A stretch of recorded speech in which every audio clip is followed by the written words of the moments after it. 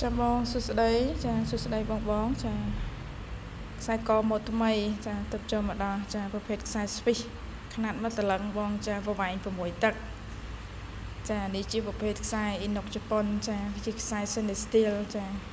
បងពាក់អត់ខ្មៅអត់ហើរពណ៌អត់ត្មោះអត់ដបកអីបងពាក់កាន់ខែកាន់ឆ្នាំចាបងពាក់ទៅចូលរួមកម្មវិធីផ្សេងគឺស្អាត